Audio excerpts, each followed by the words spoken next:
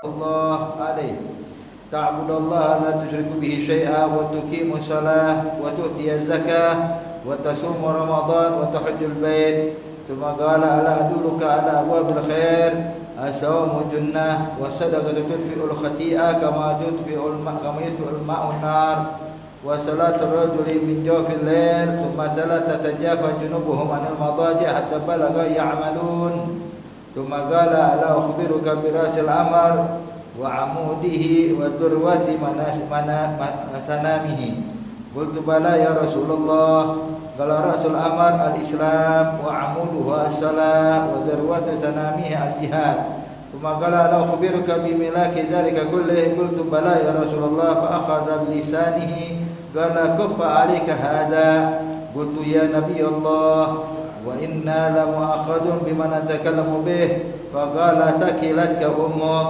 وهل يكب الناس في النار على وجوههم أو على مناخرهم إلا حصائد ألسنتهم رواه الترمذي وقال حديث حسن صحيح. Alhamdulillah. Hadirin hadirat yang dimuliakan Allah Subhanahu wa taala, melanjutkan pelajaran kita di dalam kitab Arba'in Nawawiyah sampai kita pada hadis ke-29, yang mana ini hadis diriwayatkan oleh sahabat Nabi yang bernama Sayyidina Muaz bin Jabal radhiyallahu ta'ala anhu arda. Yang mana Sayyidina Muaz bin Jabal ini ahbab adalah salah satu pembesar sahabat dan dia hafiz Quran. Orang yang hafal Quran dan sangat indah bacaannya. Sangat indah dan merdu bacaan Sayyidina Muaz bin Jabal, sehingga banyak orang-orang yang baru memeluk Islam yang ingin mempelajari Al-Quran, maka Nabi arahkan untuk mengambilnya dari Sayyidina Muaz bin Jabal. Karena saking indahnya bacaan Sayyidina Muaz dan saking kuatnya hafalan beliau. Baik. Hakada ini hadis hadirin, dinyatakan bahwasanya Sayyidina Muaz bin Jabal pernah berkata kepada Rasulullah sallallahu alaihi wasallam. Dia katakan, "Ya Rasulullah, wahai Nabi Muhammad sallallahu alaihi wasallam, akhbirni, tolong dong kabarkan pada saya. Beritahu saya ya Rasulullah atas amalan kalau saya kerjakan memasukkan saya ke dalam surga dan menjauhkan saya dari api neraka Allah." Artinya hadirin hadirat yang dimuliakan Allah Subhanahu wa taala, lihat bagaimana keimanan para sahabat-sahabat Nabi Muhammad. Yang diinginkan cuma surga. Dia enggak menginginkan kenikmatan dunia, harta dan lain-lainnya. Yang dalam benak mereka gimana caranya masuk surga, selamat dari neraka. Mau ada dunia enggak ada dunia, mau ada harta enggak ada harta, yang dipikirkan gimana bisa masuk surga. Kalau kita kadang-kadang belum nyampe kemari. Kadang-kadang kalau kita datang ke para ulama nanya, "Ustaz, gimana sih amalan biar rezekinya lancar?" Bagus, bukannya boleh hadirin. Gimana caranya biar dagangan saya laku? Gimana? Itu baik hadirin. Namun kita bisa lihat bagaimana kualitas kita dibandingkan para sahabat. Artinya banyak orang-orang kalau seandainya merendahkan kedudukan sahabat, kita bingung. Ini sahabat orang-orang besar. Dalam benak mereka tuh nggak ada dunia sama sekali, yang dipikirkan gimana bisa selamat dari api neraka Allah, gimana bisa masuk dalam surga. Itu harapan mereka. Jadi nggak pernah yang dikeluhkan oleh para sahabat tentang sulitnya ekonomi. Para sahabat nggak pernah mengeluh tentang keadaan ini dan itu, bahkan sakit pun nggak ngeluh. Ini keadaan para sahabat-sahabat Rasulullah. Bahkan diantaranya Sayyidina Abdullah bin Mas'ud radhiyallahu ta'ala anhu arda. Beliau ketika dalam keadaan sakit dijenguk oleh Sayyidina Utsman ibn Affan, Amirul Mukminin. Waktu melihat keadaan Ibn Mas'ud dalam keadaan susah, maka saat itu Sayyidina Utsman pun berkata kepada Sayyidina Ibn Mas'ud, "Qal ya Ibn Mas'ud, maukah engkau aku panggilkan dokter untuk memeriksa engkau?" Apa jawaban Ibn Mas'ud? "La, jangan ya Amirul Mukminin." Kenapa? "At-tabib amradani." Yang bikin aneh sakit nih ya ucapan-ucapan dokter katanya. Saya ngerasa sehat, begitu datang dokter, sakit ini sakit, banyak banget penyakitnya. Maka sudah, saya bakal merasa udah bersyukur dengan apa yang Allah berikan saat ini. Khalas. Jadi Bilal bin Rabah dalam keadaan sakaratul maut, dalam keadaan nazar, nafasnya sudah terengah-engah. Istrinya di samping Sayyidina Bilal bin Rabah menyaksikan keadaan suaminya yang sudah mendekati ajal. Maka menangislah sang istri melihat keadaan suami. Ketika menangis, istrinya yang Sayyidina Bilal berkata, "Wa karabah wa hadanah." Ya Allah, betapa sedihnya keadaan Bilal, betapa sulitnya keadaan Bilal. Ya, sebab sesak yang luar biasa, udah mendekati ajal hal itu. Maka Bilal bin Rabah waktu mendengar tangisan sang istri dan ucapan sang istri seperti ini, Bilal pun menegur sang istrinya dan berkata, "Gala bal wa qarabah." Kata istrinya Bilal, "Tidak, saya enggak sedih, saya enggak susah, tapi saya lagi bahagia saat ini. Saya lagi senang saat ini. Kenapa? Ghadan alqa ahibba Muhammadan wa hizbah." Sebab besok saya akan berjumpa kembali dengan para kekasihku. Saya bakal berjumpa lagi dengan Rasulullah, berjumpa lagi dengan para sahabat-sahabat yang aku cintai di alam barzah. Jadi terus terang, ini jangan tangisin ana. Kenapa? Ana lagi senang, katanya. Sekian lama saya berpisah dari wafatnya Rasulullah, sebentar lagi saya bakal kumpul lagi sama Nabi Muhammad. Jadi enggak ada dalam pikiran mereka ini hiruk pikuk dunia, harta, inilah. Lihat ucapan Sayyidina Mu'adz, "Akhbirni bi'amalin iza amiltuhu yudkhulani al-jannah wa ba'idni 'anil nar." Ya Rasulullah, tolong kasih kabar padaku, amalan apa sih yang mana kalau saya kerjakan bisa masukkan saya ke dalam surga, menyelamatkan saya dari api neraka Allah Subhanahu wa taala. Maka hadirin hadirat yang dimuliakan Allah Subhanahu wa taala, Nabi pun menjelaskan kepada Sayyidina Mu'adz, juga kepada kita tentunya sebagai umat, bahwa amalan yang bisa memasukkan kita ke dalam surga dan menyelamatkan kita dari api neraka Allah itu bukan amalan yang sepele, yang kadang banyak orang menyepelekannya. Bukan perkara yang remeh, cuma kadang-kadang kita suka meremehkannya. Apa itu? Kata Rasulullah, "Laqad sa'alta 'an 'azim." Ya Mu'adz, ente sedang bertanya tentang suatu perkara yang besar nih. Perkara yang agung, bukan perkara remeh nih ya Mu'adz. Dibilang, "Lakin ya, itu bakal menjadi mudah bagi orang yang diberi kemudahan oleh Allah Subhanahu wa taala." Ya, jadi kalau kita dikasih kemudahan, berarti tanda Allah pengen masukkan kita ke dalam surga. Kalau Allah mempersulit kita dalam mengamalkan kebaikan yang bakal disebutkan Rasulullah, berarti nasallallahu al-afiyah, kita cepat-cepat harus bertobat kepada Allah. Takutnya Allah nggak pengen kita masuk surga. Amalan apa sih? Amalan yang terus terang yang kita lakukan sehari-hari. Apa itu? Allah, Nabi menyatakan, "Ta'budullaha wa la tusyriku bihi syai'an." Yang pertama ya Mu'adz, sembahlah Allah, beribadatlah pada Allah, jangan pernah engkau menyekutukan Allah. Al-Falas, Allah Tuhan kita, Allah yang kita pinta, Allah yang kita harapkan, yang mana kita sujud hanya untuk Allah. Falas, jangan pikirkan yang lain. Ta'budullah wa la tusyriku bihi syai'an. Baik. Alhamdulillah kita semua orang Islam, kita tidak menyekutukan Allah. Kemudian Nabi menyatakan, "Wa tuqimus shalah." Dirikan sholat. Makanya sholat bukan perkara remeh hadirin. Banyak orang mungkin mengentengkan sholat sehingga sholat suka ditunda-tunda, ntar gampang, ya, masih panjang waktunya, ya. Kadang-kadang udah lewat, nggak apa-apa, gampang, ntar kita qadha aja. Artinya terlalu enteng hadirin.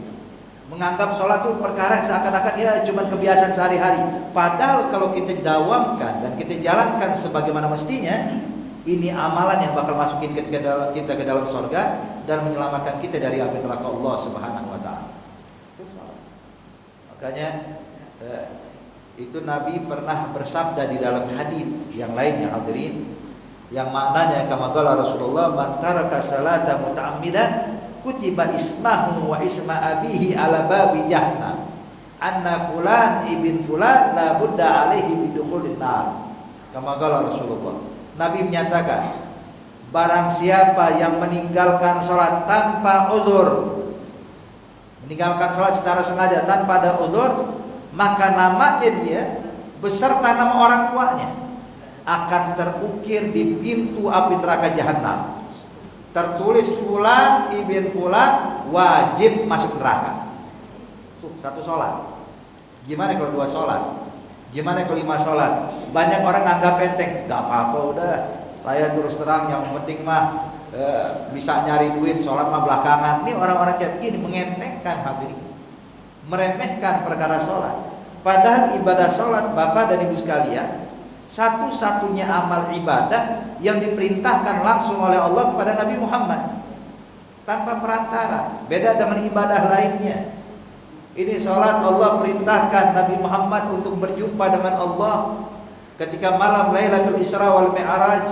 Allah perintahkan sholat 5 waktu. Yang tadinya sholat 50 waktu, kemudian dikurangi menjadi sholat menjadi 5 waktu. Terus Allah nyatakan kepada Nabi Muhammad, "Ya Muhammad, bahwa sholat 5 waktu yang aku wajibkan kepada engkau dan umatmu, tapi pahalanya tetap 50 waktu. Jumlah saya kurangin," kata Allah, "tapi pahala enggak kurangin." Allah. Ya, jadi jumlahnya dikurangin dari 50 waktu jadi 5 waktu. Cuman pahalanya tetap pahala sholat 50 waktu. Makanya ini sholat wajib benar-benar kita jaga. Tuqimus sholat. Dan Nabi ketika mengatakan tuqimus sholat, bukan Nabi nggak mengatakan tusolli sholat lah, tapi Nabi bilang dirikan sholat. Makna mendirikan sholat hadirin adalah mendirikan sholat dengan sebagaimana yang diperintahkan Allah, dengan rukunnya, dengan syaratnya, dengan sunnahnya, dengan adab dan etikanya, semua. Menegakkan sholat pada waktunya, jangan menunda kecuali ada uzur. Kata. Jadi jangan pernah kita mengentengkan perkara sholat, sebab ini amalan memang yang kita lakukan sehari-hari. Masih banyak orang meremehkannya. Kadang sibuk kerja sampai sholat ditinggalkan. Pakai beruntung, sungguh beruntung hadirin kalau kita ini dipilih sama Allah, orang yang gak pernah meninggalkan sholat. Ada nikmat besar dari Allah, karena Allah sayang sama kita. Jadi kalau kita melihat ada orang ninggalin sholat, sebenarnya Allah juga mampu membuat kita seperti dia. Jadi kita jangan sampai kita menganggap wah saya aman lah. Allah mampu merubah kita hadirin, membuat kita seperti dia, dan dia berubah seperti kita mungkin.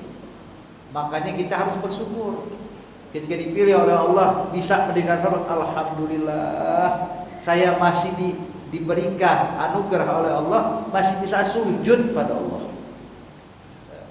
Berapa banyak hadirin orang-orang yang mengaku dirinya Islam tapi masih merasa asing untuk sujud pada Allah. Sujud itu asing bagi dia, belum menikmati. Tapi kalau kita tahu ini amalan hadirin bisa masukkan kita ke dalam surga, harusnya sholat kita berubah kualitasnya. Tidak menganggap enteng lagi, tidak menganggap remeh lagi. Makanya pernah Sayyidatina Aisyah radhiyallahu taala anha wa ardhaha, ketika ditanya oleh beberapa sahabat-sahabat tentang bagaimana sih kehidupan Rasulullah dalam kehidupan rumah tangganya, gimana sih Rasulullah dalam rumah, sahabat ini pengen nyontoh, sebab Allah kan jadi Nabi Muhammad sebagai uswah, tauladan. Dan tauladan ini bukan hanya di luar rumah, bahkan tauladan dalam rumah. Tauladan ketika bermuamalah dengan istri, tauladan ketika bermuamalah dengan anak-anak, tauladan ketika berada di dalam rumah. Maka saat itu ditanya kepada Siti Aisyah, "Qal ya ummul mukminin, gimana sih kehidupan Rasulullah dalam rumahmu, dalam rumah kalian?" Maka dijawab oleh Siti Aisyah, "Kehidupan Nabi di rumah layaknya kehidupan kalian di rumah kalian. Kita kadang ngobrol, kadang bersendau gurau," kata Siti Aisyah, "kadang kita tukar pikiran, kadang kita ini dan itu. Pokoknya semua yang kita lakukan layaknya kalian hidup normal." Jadi bukan Rasulullah di rumah tangganya itu hidupnya menegangkan, menakutkan, selalu diam, tidak pernah berbicara. Enggak, hadirin. Layaknya kalian, kata Rasul, kata Siti Aisyah. Namun mungkin ada satu yang membedakan antara Rasulullah dengan kalian. Apa itu ya Aisyah? Kata Siti Aisyah, kalau sudah terdengar seruan adzan, kalau sudah terdengar panggilan adzan, maka yang mana yang tadi kita lagi duduk sama Nabi, lagi ngobrol, dengar suara adzan, Nabi pun langsung bangun meninggalkan kami, ka'annana la ya'rifu la na'rifu wa ka'annahu la ya'rifuna. Dia bangun meninggalkan kita seakan-akan Nabi enggak kenal siapa kita, dan seakan-akan kami enggak kenal siapa Rasulullah. Dengar azan khalas. Waktu sebelum azan ngobrol, bersendau gurau, tukar pikiran, tapi dengar azan bangun kita ditinggalin. Kenapa? Dipenuhi panggilan Allah Subhanahu wa taala. Wa hakadha. Oke, di sini hadirin, Nabi itu sangat perhatian khususnya tentang masalah sholat. Makanya Bapak Ibu sekalian, sampai Nabi ingatkan kita semuanya untuk memerintahkan anak kita sholat pada saat usianya udah 7 tahun. Nabi menyatakan muru auladakum bis salati fis sab'i wadribuhum bil ashri idza taraka. Nabi menyatakan perintahkan anak kalian untuk sholat ketika usianya sudah mencapai 7 tahun. Artinya apa Bapak dan Ibu sekalian? Artinya sebelum ini anak berusia 7 tahun harus sudah diajarkan sholat, diajarin cara wudu, diajarkan cara baca Fatihah, diajarkan bacaan tahiyat, diajarkan gerak-geriknya dalam sholat, gimana adabnya sholat, jangan bergerak, jangan oleh kanan oleh kiri, sudah dilatih. Sehingga pada usia 7 tahun tinggal perintah. Jadi bukan 7 tahun baru mau diajarin, tapi 7 tahun tinggal perintah, diajarkan dari sebelumnya. Nabi bilang muru auladakum bisalati fis sab'i. Perintahkan anak kalian salat ketika usianya sudah sampai 7 tahun. Wadribuhum fil ashri idza tarakaha. Kemudian Nabi nyatakan pukul. Kalau anak kalian sudah mencapai 10 tahun tapi masih ninggalin salat, hukum dia, pukul dia. Jadi Nabi nyuruh kita memukulnya, hadirin. Hakada, makanya ini menunjukkan perhatian Rasulullah tentang perkara salat. Kemudian Nabi menyatakan yang kedua, yang berikutnya, yang ketiga, amalan yang bisa memasukkan kita ke dalam surga dan menyelamatkan kita dari api neraka Allah. Nabi menyatakan utiya zakat, ya, salurkan zakat, tunaikan zakat. Nih yang namanya zakat bukan zakat fitrah doang, hadirin. Ada zakat fitrah, ada zakat mal. Zakat fitrah kita udah tahu, yaitu yang setiap hari raya kita keluarkan itu berupa beras, ya, atau semacamnya, hadirin. Adapun zakatul mal nih banyak yang lalai. Kalau zakat fitrah alhamdulillah, ya, rata-rata orang keluarin. Yang nggak keluarin paling cuma sedikit, bisa dihitung lah, nggak banyak karena nggak paham hukum. Ya. Tapi zakatul mal ini yang penting, hadirin. Ya. Zakatul mal itu berapa banyak orang-orang yang sebenarnya memiliki kemampuan, kecukupan, wajib menunaikan zakatul mal, cuman masih nggak mau mengeluarkan zakatul mal. Kenapa? Wallahu a'lam. Apa karena mereka tidak tahu hukum, atau memang karena mereka itu merasa diri mereka tidak wajib karena pelit. Hakada. Sebab semakin orang kalau dia bergelut dengan dunia, Bapak Ibu sekalian, kalau melihat nominal itu ada hitungannya semua. Besar ini. Padahal semakin banyaknya harta dia makin besar nih zakatnya. Padahal kalau dibandingkan mau sedikit mau banyak, nilai yang diambil sama cuma 2,5%. Jadi kalau dilihat nominal banyak, tapi kalau dikembalikan kepada 2,5% sedikit. Makanya hadirin, hadirat yang dimuliakan Allah, itu orang yang menunaikan zakat, maka hartanya dikasih keberkahan oleh Allah. Hartanya dikasih keberkahan dan juga dijaga oleh Allah. Nabi menyatakan dalam hadis, kata Rasulullah, hasinu amwalakum bizakat wa dawu mardakum bisadaqah. Jaga harta kalian dengan tunaikan zakat. Jadi kalau kita menunaikan zakat, harta kita dijaga sama Allah, dilindungi sama Allah. Artinya bakal ada hal yang buruk yang bakal mengganggu harta kita. Wadawu mardakum bisadaqah, dan sembuhkan orang yang sakit di antara kalian dengan banyak sedekah. Kita kembali ke masalah zakat, hadirin. Jadi Nabi katakan kalau orang menunaikan zakat, hartanya bakal dijaga, nggak bakal bangkrut. Orang yang menunaikan zakat dengan benar, hartanya nggak bakal dicolong atau dirampas oleh orang. Yang menunaikan zakat nggak bakal kebakaran, kehabisan hartanya, lah malah dijaga sama Allah. Tunaikan zakat. Makanya hadirin, hadirat yang dimuliakan Allah Subhanahu wa taala, pernah ada satu orang di kota Hadramut sana, di kota Terim. Beliau ini pemasok atau pengimpor barang. Jadi dia punya pemasok barang-barang untuk didagangkan dan dibagikan kepada distributor yang ada di Hadramut.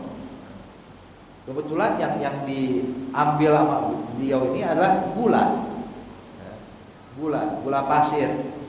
Dia ambil dari India, sebab zaman dulu akses yang paling dekat bagi mereka itu India. Jadi dia datangkan, karena dia pemasok, dia nggak bakal membawa yang sedikit, dia bawa beli gula itu satu kapal hadirin. Kenapa? Biar nanti begitu nyampe di Hadramut bisa pedagang-pedagang tinggal ambil aja. Ya.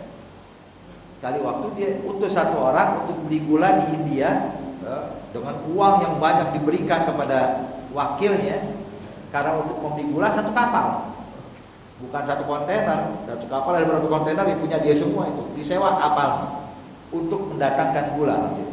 Subhanallah. Ditentukanlah oleh wakil di sana, insya Allah tanggal sekian gula akan dikirim dari India ke Hadramut dengan kapal ini, disebutkan nama kapalnya, udah disewa, kemudian juga tanggal segala macam, udah dikirim nih wakil dengan perjanjian yang tadi. Subhanallah hadirin, dapat kabar bahwa kapal pada tanggal sekian yang udah ditentukan itu, kapal yang ditentukan itu karam di tengah laut. Artinya kalau karam di tengah laut bangkrutnya orang, habis semua satu kapal kalau dia beli gula. Maka teman-teman dia, para pedagang-pedagang ya, yang biasa ngambil gula dari dia, waktu dia dapat kabar, kesian, ya Allah, sahabat kita langsung bangkrut nih urusannya. Ayo kita datangin, kita ucapin belasungkawa, kita nasihatin biar dia bersabar, kalau ada rezeki lagi. Waktu datang nih rombongan pedagang-pedagang pengen ucapin belasungkawa, dia dengan santainya, nggak ada rasa khawatir, ada rasa panik sama sekali. Orang-orang bilang, kalau ya bulan, kalau ihtasib, ya, isbir, yang sabar ya, insya Allah rezeki bakal datang lagi. Dia bilang, kenapa? Kok kalian ngomong begitu sama saya? Dia bilang, ente nggak dapat kabar. Dia bilang, apa? Itu kapal yang ente tentukan, kapal yang disebutkan namanya, tanggal sekian berangkatnya, itu tenggelam di tengah laut. Maka orang ini berkata, saya nggak peduli itu kapal mau tenggelam tengah laut, mau karam atau bagaimana, tapi gula saya bakal datang. Gula saya bakal datang. Orang-orang bilang, ya bulan, ini gula kalau masuk ke air laut, ya khalas, habis semuanya. Kok bisa gula ini bisa nyampe kemari? Dia bilang, lah, saya yakin gula saya bakal datang. Kenapa dia bisa yakin? Dia bilang, sebab saya udah tunaikan zakatnya. Saya sudah salurkan zakatnya sebelum saya beli itu barang. Ini zakat yang tahun kemarin udah ada keluarkan. Ini sisa dari zakat, nanti baru berikan. Jadi tenang aja, gula bakal datang. Sampai orang-orang geleng kepala dulu, kayaknya udah ada gangguan nih, udah mulai stres kayaknya. Mana mungkin kapal yang bawa gula tenggelam, gulanya nyampe ke Hadramut? Mustahil. Dia bilang, lah, ana yakin gulanya bakal datang. Mau ceritanya itu kapal tenggelam, gak tenggelam bukan urusan saya. Saya yakin gula bakal datang. Semua orang keluar, Pak, dari rumahnya sambil mengucapin kesian. Ya Allah, kesian gula, kayak udah mulai stres, udah mulai hilang ingatan. Wah, gimana gula bisa sampai kapal udah tenggelam? Subhanallah, keesokan hari ini datang surat dari India. Surat permohonan maaf dari wakil yang dikirim. Bilang, Tuan, saya minta maaf bahwa gula yang dikirim menggunakan kapal ada perubahan. Kenapa? Ada keterlambatan. Jadi kita bakal kirim minggu besok dengan kapal yang lain katanya. Artinya waktu tenggelam ada nggak gulanya dia? Nggak ada, selamat. Makanya dia nggak perlu mau kapal itu tenggelam, gula saya bakal datang. Zakat makanya ditunaikan hadirin. Makanya kalau kita udah ngerasa punya harta sedikit hadirin, coba datangi para ulama. Coba dong Ustaz, Kiai, Habib, ya, atau mu'alim, tolong dong hitungin berapa zakat saya. Berapa zakat saya? Saya wajib zakat nggak sih? Oh, kalau Anda wajib zakat nih, hitungannya sekian. Ini yang harus Anda keluarkan. Keluarkan hadirin. Jangan takut. Kalau nggak ada ceritanya orang sedekah bangkrut, apalagi kalau zakat. Sedekah itu kan sunnah, zakat itu wajib hadirin. Kalau yang sunnah juga bakal bangkrut, apalagi yang wajib. Makanya tunaikan zakat. Kemudian juga watasumu Ramadan, puasa di bulan Ramadan. Ini sebentar lagi insyaallah Allah kasih keberkahan buat kita bulan Rajab, di bulan Sya'ban, dan Allah sampaikan kita ke bulan Ramadan. Soal keadaan sehat wal afiat, sehingga kita bisa mendapatkan Ramadan yang akan datang, Ramadan yang seterusnya, selanjutnya dalam keadaan yang sempurna, dalam keadaan sehat, iman, amin ya rabbal alamin. Jadi tasawuf Ramadan, puasa Ramadan ini juga perkara kalau kita amalkan memasukkan kita ke dalam surga, menyelamatkan kita dari api neraka Allah. 1 bulan, yang mana bulan Ramadan setiap amalan dilipat gandakan pahalanya oleh Allah Subhanahu wa taala. Dan Ramadan itu datangnya setahun sekali, Pak. Makanya jangan disia-siakan. Puasa benar-benar bukan puasa enggak makan enggak minum doang. Puasa jaga mulut, puasa jaga mata, puasa jaga telinga. Artinya jangan sampai di bulan Ramadan kita masih gosipin orang, masih dengerin gosip, ya, masih mandang yang haram. Jaga diri kita semuanya. Selamatkan diri kita. Di bulan Ramadan benar-benar kita laksanakan sebaik-baiknya. Akhirnya. Sebab kita nggak tahu, mungkin Ramadan yang akan datang Ramadan terakhir buat kita. Allahu a'lam. Insyaallah kita dipanjangkan usia kita sama Allah Subhanahu wa taala dalam keadaan sehat walafiat. Namun intinya kalau ada kesempatan di bulan Ramadan jangan disia-siakan, hadirin. Tasum Ramadan. Kemudian yang berikutnya tahajjud baik. Pergi haji jika kamu mampu. Kalau kita mampu pergi haji. Beb, kalau pergi haji kayaknya nggak memungkinkan lagi buat saya. Kenapa? Sebab kalau saya daftar sekarang berapa puluh tahun lagi baru bisa berangkat nih. Karena nggak tahu benar-benar bisa berangkat atau bagaimana. Yuk, paling nggak umrah. Umrah pun juga wajib, hadirin, sekali seumur hidup dalam mazhab Syafi'i. Jadi dalam mazhab Syafi'i itu bahwa yang wajib sekali seumur hidup bukan cuma haji, umrah pun wajib sekali seumur hidup.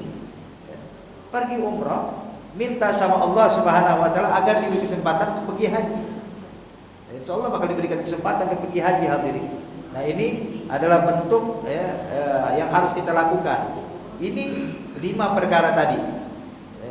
Beribadah tidak menyekutukan Allah, mendirikan sholat, menunaikan zakat, puasa Ramadan, pergi haji. Kata Rasulullah, kalau kau amalkan itu, maka itu cukup memasukkan kau ke dalam surga dan menyelamatkan kau dari api neraka Allah Subhanahu wa taala. Kemudian Nabi menambahkan, inilah subhanallah, memang sosok pendidik, hadirin.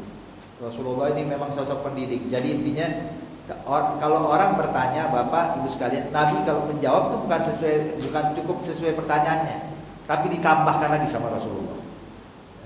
Kalau kita mungkin kalau orang nanya, kita pengen simpel aja ya, jawab pertanyaannya, udah diam. Dia nggak nanya, kita nggak jawab. Yang ditanya cuma itu yang kita jawab. Tapi kalau Rasulullah karena dia seorang pendidik, maka Nabi setelah menjawab pertanyaan, Nabi tambahkan lagi faedah yang lainnya. Kata Rasulullah, ala adulluka ala abwabil khair. Ya Muaz, maukah engkau aku ajarkan lagi di tambahan, bahwa ini yang bakal saya sebutkan nih pintu-pintu kebaikan. Dia bilang, apa itu ya Rasulullah? Kata Rasulullah, as-shaumu junnah. Puasa itu merupakan perisai dari perbuatan maksiat, perisai dari gangguan syaitan. Arti puasa itu faedahnya sebagai junnah untuk menyelamatkan kita dari perkara maksiat. Makanya hadirat yang dimuliakan Allah, dinyatakan oleh ulama bahwa puasa itu adalah ummul fadail. Puasa itu adalah induk segala kebaikan. Induk segala kebaikan. Makanya kita di bulan Ramadan contohnya, alhamdulillah, orang yang enggak pernah baca Quran. Orang yang enggak pernah tahajud. Ya. Orang yang biasa kalau habis sholat Isya langsung pulang, kalau bulan Ramadan sholat tarawih lagi ditungguin tuh. Ya. Artinya hadirat yang dimuliakan Allah Subhanahu wa taala, di bulan Ramadan tuh Allah benar-benar menjadikan puasa sebagai tameng kita, perisai kita dari api neraka Allah. Makanya banyakin puasa, bukan hanya bulan Ramadan, juga puasa di bulan-bulan lainnya, puasa sunnah. Kemudian yang berikutnya, wasadaqat tudfi'ul khati'ah. Dan sedekah yang kau keluarkan ya Mu'ad itu bisa menggugurkan dan mematikan dosa, mematikan apinya dosa, sebagaimana air bisa memadamkan api. Arti dosa dihapus dengan orang sedekah. Wassalatul rajul min jawfil lail. Dan yang berikutnya, sholat tahajud, kata Rasulullah. Qiyamul lail, jangan ditinggal. Itu pintu kebaikan. Nanti kalau kau lakukan ini, banyak kebaikan yang bakal kau dapatkan. Makanya hadirin, perlu kita ingatkan bahwa tahajud itu, Bapak Ibu sekalian, adalah anugerah dari Allah, hadiah dari Allah. Orang bisa tahajud berarti dapat hadiah dari Allah. Nah, ketika kita ingin mendapatkan hadiah dan anugerah biar bisa tahajud, maka jangan bermaksiat di siang hari. Itu pernah ada satu murid berkata kepada guru, Ustaz, saya ini pengen qiyamul lail, kok susah banget qiyamul lail ya, kebablasan terus. Akhirnya saya sholat duhanya pakai kunut terus nih, sholat subuh jam 7 baru sholat subuh. Gimana nih Ustaz, saya pengen qiyamul lail. Kata Ustaznya, nah kalau engkau pengen dapetin qiyamul lail, maka ingat ya, jangan bermaksiat di siang hari. Pagi hari sampai sore itu jangan maksiat, jaga diri ini dari hal yang haram. Kenapa? Sebab tahajud itu anugerah atau hadiah. Hadiah gak bakal diberikan kepada orang yang melakukan maksiat. Benar-benar ini kalau kita lakukan qiyamul lail, tahajud, walaupun cuma 2 rakaat, bisa dapatin 2 rakaat yang cukup udah. Yang penting ada yang kita kerjakan dari tahajud tersebut. Kemudian Nabi katakan, ala ukhbiruka bi rasil amr wa amudihi wa jizar wa sanamihi. Kemudian maukah engkau aku tunjukkan ya Muaz, ya, inti sesuatu dan tiangnya sesuatu dan juga yang nampak dari sesuatu tersebut. Apa itu? Bala ya Rasulullah, kata Nabi, inti sesuatu itu al-Islam. Islam intinya. Kemudian tiangnya Islam salat. Maka Nabi bilang as-salatu imaduddin. Pondasinya Islam salat. Wa darwat sanamihi, dan yang menunjukkan akan kemuliaan Islam adalah al-jihad, berjihad di jalan Allah ketika menghadapi orang-orang kafir yang memerangi umat Islam. Maka di situ kita harus tunjukkan Islam sesungguhnya. Artinya membela agama Allah, membela agama Islam ketika ada orang-orang kafir yang memerangi Islam. Kemudian Nabi katakan, dan maukah engkau ya Muaz, aku ajarkan dan aku sebutkan kepada engkau yang bisa menjaga engkau bisa menjalankan itu semuanya dan tidak membuat engkau jauh dari yang tadi aku sebutkan. Bilang, apa itu ya Rasulullah? Maka Nabi pun menjulurkan lidahnya sambil berkata, kufu alika hada. Nih, jaga lidah. Jangan sembarangan ngomong. Jangan sembarangan berbicara. Dipegang lidah ini, jaga ini, kata Rasulullah. Kufu hada. Saat itu Muaz bingung. Ya Rasulullah, apakah ucapan kita ini bakal memberatkan kita nanti di akhirat? Cuma sekedar ngomong doang ya Rasulullah, kita gak mukul orang, kita gak ngambil duit orang, cuma ngomong, apakah nanti bakal dituntut di hadapan Allah? Maka Nabi pun mengatakan, sakilat kau umuk ya Muaz. Jadi gimana ya Muaz? Tahukah engkau, kata Rasulullah, itu banyak nanti orang dijebloskan ke dalam api neraka Allah, dilempar ke dalam jurang api neraka Allah, mukanya duluan yang nyentuh lantainya api neraka. Muka duluan, jadi bukan badan, bukan kaki, muka duluan hati. Kata Rasulullah, itu semua gara-gara akibat nih lidah, lisan kita, kata Rasulullah. Makanya hadirat ini dimuliakan Allah, ini juga lidah nih, walaupun bentuknya kecil Bapak Ibu sekalian, tapi kalau dia melakukan dosa, besarnya bukan main. Besarnya bukan main. Maka Imam Al-Ghazali bilang, al-lisan jirmuhu saghir lakin jurmuhu kabir. Jirmuhu bentuknya kecil, lebih kecil dari tangan kita, lebih kecil dari kaki kita, tapi kalau udah berbuat sesuatu dosa, besarnya bukan main. Makanya jaga lidah. Jangan sampai kita mencaci maki, menghina, gosip, ya, menfitnah, ya, menyebarkan berita-berita bohong dan lain-lain. Jaga lidah kita. Dan sekarang ini, ya, lidah itu hadirin, lidah manusia bukan cuma ini doang.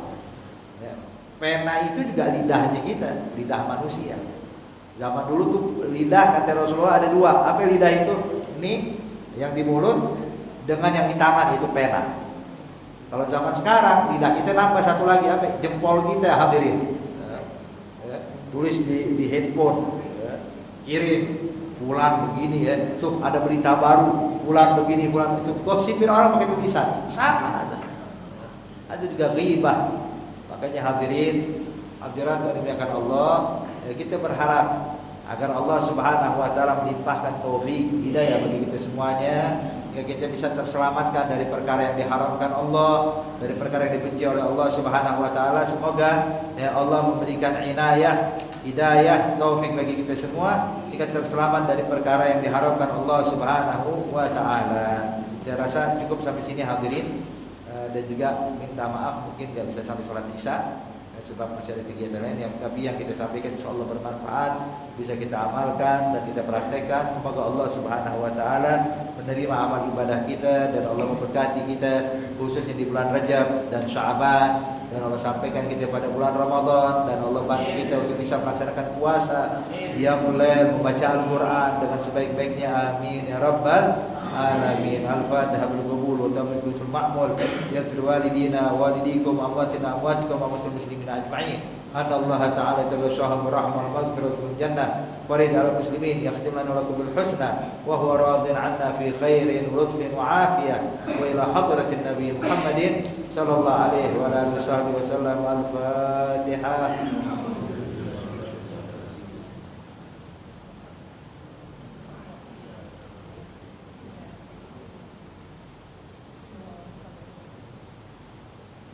ربنا تقبل منا إنك أنت السميع العليم وتب علينا إنك أنت التواب الرحيم. دعواهم فيها سبحانك اللهم تحيتهم فيها السلام وآخر دعواهم الحمد لله رب العالمين والسلام عليكم ورحمة الله وبركاته.